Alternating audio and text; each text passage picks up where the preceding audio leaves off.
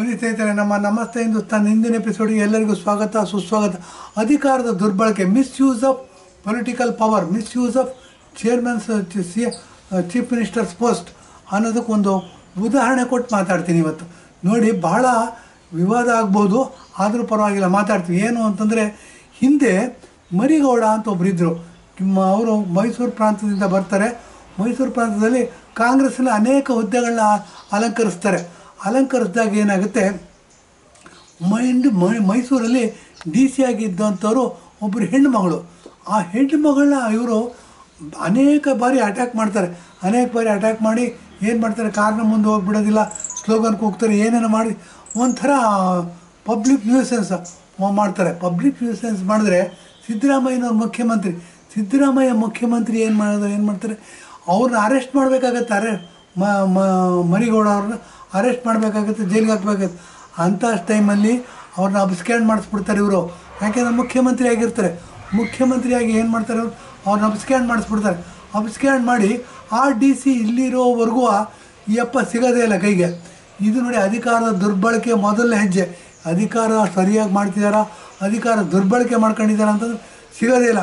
Okay, ಆ ಎಮ್ಮನ್ನು ಏನೋ ಬೇರೆ ಇದಕ್ಕೆ ಟ್ರಾನ್ಸ್ಫರ್ ಮಾಡ್ತಾರೆ, ಬೇರೆ ಯಾವುದೋ ಡಿಪಾರ್ಟ್ಮೆಂಟ್ ಹೆಡ್ ಆಗ್ತದೆ.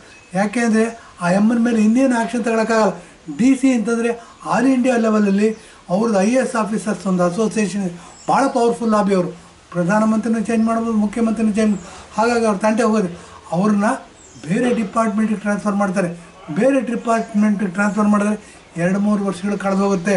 2-3 ವರ್ಷಗಳು ಕಳೆದೋದ್ರೆ ಇದೇ ಮುಖ್ಯಮಂತ್ರಿ ಸಿದ್ದರಾಮಯ್ಯನವ್ರು ಏನು ಮಾಡ್ತಾರೆ, ಈ ಮರಿಗೌಡ್ರನ್ನ ಮೂಡಾದ ಅಧ್ಯಕ್ಷರನ್ನಾಗಿ ನೇಮಿಸ್ತಾರೆ. ಅಂದರೆ ಈ ಮೂಡಾದ ಅಧ್ಯಕ್ಷ ಎಲ್ಲರಿಗೂ ಸಿಗ್ತಿರ್ತಾರೆ ಕೈಗೆ, ಎಕ್ಸೆಪ್ಟ್ ಕಾನೂನು ಸಿಗಲ್ಲ. ಈ ಥರ ವ್ಯವಸ್ಥೆ ಕ್ರಿಯೇಟ್ ಆಗೋದು ಮುಖ್ಯಮಂತ್ರಿ ಹಿಂಬಾಲಕ ಆಗಿದ್ದರೆ ಮಾತ್ರ. ಇವರು ಹಿಂಬಾಲಕರಾಗಿರ್ತಾರೆ, ಇವ್ರಿಗೆ ಒಳ್ಳೆ ಪ್ರೊಟೆಕ್ಷನ್ ಸಿಗುತ್ತೆ, ಕಾನೂನು ಸಿಗೋದಿಲ್ಲ, ಎಲ್ಲರಿಗೂ ಸಿಗ್ತಿರ್ತಾರೆ.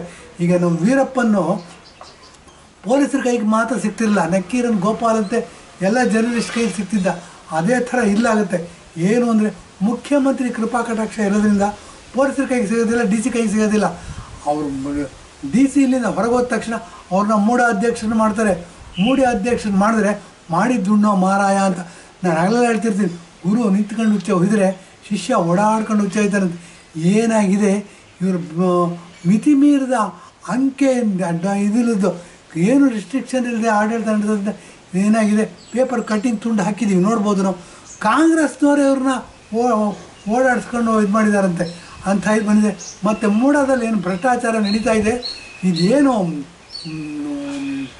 ಸಾರ್ವಜನಿಕವಾಗಿ ಹೊರಗೆ ಬಂದಿದೆ. ಇದೇ ಮರಿಗೌಡ ಅವ್ರ ಕಾಲದಲ್ಲಿ ಏನು ಅಂತಂದು ಆಡಳಿತದಲ್ಲಿ ಏನಾಗುತ್ತೆ, ಪ್ರಾಮಾಣಿಕ ಅಧಿಕಾರಿಗಳು ಇರ್ತಾರೆ, ಅವರಿಂದ ಸೋರಿಕೆ ಆಗಿರ್ಬೋದ ವಿಷಯಗಳು ಅನ್ನೋದು ಇಲ್ಲಿ ಬಹುಮಾನಿ ಬರ್ತಿದೆ. ನಮ್ಮ ವಿಷಯ ಅಲ್ಲ. ಏನು ಅಂತಂದರೆ, ಏನಾಗಿದೆ, ಅಧಿಕಾರದ ನಿಯಂತ್ರಣನೇ ಇಲ್ಲದೆ ಹೋದರೆ ಏನೇನಾಗುತ್ತೆ ಅನ್ನೋದಕ್ಕೆ ಈ ಮರಿಗೌಡರು ಅವತ್ತು ಎಲ್ಲರ ಕೈಗೆ ಸಿಗ್ತಿದ್ರು, ಎಕ್ಸೆಪ್ಟ್ ಡಿ ಸಿ ಮತ್ತು ಪೊಲೀಸ್ ಕಂಟ್ರೋಲ್ಗೆ ಸಿಗ್ತಿಲ್ಲ. ಅವ್ರನ್ನ ಡಿ ಸಿ ಎತ್ತಂಗಡಿ ಮಾಡಿದ ತಕ್ಷಣ ನೋಡಿ, ಮೂಡಾದ ಅಧ್ಯಕ್ಷನ ಮಾಡ್ತಾರೆ, ಕಾಂಗ್ರೆಸ್ನ ಅಧ್ಯಕ್ಷನ ಮಾಡ್ತಾರೆ. ಇದು ಅಧಿಕಾರದ ದುರ್ಬಳಕೆ ಅಲ್ಲದೆ ಮತ್ತಿನ್ನೇನು ಸಿದ್ದರಾಮಯ್ಯನವರೇ ಅಂತ ಕೇಳಬೇಕಾದಂಥ ಪ್ರಸಂಗ ಇವತ್ತು ಬಂದಿದೆ. ಇದು ನಿಮ್ಮ ಬೆನ್ನು ನೀವೇ ತಟ್ಕೊಂಡ್ರೆ ಸಾಕಾಗೋದಿಲ್ಲ. ಟಿ ವಿನವ್ರು ಮರೆತುಬಿಟ್ಟಿದ್ದಾರೆ, ಪ್ರೆಸ್ನವ್ರು ಮರೆತುಬಿಟ್ಟಿದ್ದಾರೆ. ಆದರೆ ಇದು ಕಠೋರ ಸತ್ಯ ಅಲ್ವಾ? ಅವತ್ತು ಸರ್ಕಾರದ ಕೈಗೆ ಸಿಗತಕ್ಕಂಥ ಒಬ್ಬ ಕಾಂಗ್ರೆಸ್ ಕಾರ್ಯಕರ್ತ ಮೂಡ ಅಧ್ಯಕ್ಷನಾಗಿ ಇವತ್ತು ಕೂತಿದ್ದಾನೆ ಅಂತಂದರೆ, ಇದು ಚೀಫ್ ಮಿನಿಸ್ಟ್ರು ಪ್ರಾಮಾಣಿಕವಾಗಿದ್ದು ಈ ಥರದ್ದು ಆಗ್ತಿತ್ತ ಅನ್ನೋ ನಂಬಿಕೆ, ಅಂಥ ಕ್ವಶ್ಚನ್ನು ಧಪ್ ಅಂತ ನಮ್ಮ ಮುಂದೆ ಬರುತ್ತೆ. ಇದಕ್ಕೆಲ್ಲ ಕಾರಣ, ಇದಕ್ಕೆಲ್ಲ ಜವಾಬ್ದಾರಿ, ಇದರದ್ದೆಲ್ಲ ನೇತೃತ್ವವನ್ನು ತಾವೇ ವಹಿಸ್ಕೋಬೇಕು. ತಾವು ಒಳ್ಳೆಯ ಆಡಳಿತ ನೀಡ್ತಾ ಇಲ್ಲ, ಭ್ರಷ್ಟಾಚಾರದ ಆಡಳಿತ ನೀಡ್ತಾ ಇದ್ದೀರಾ, ಭ್ರಷ್ಟಾಚಾರ ಮಿತಿ ಮೀರಿದೆ.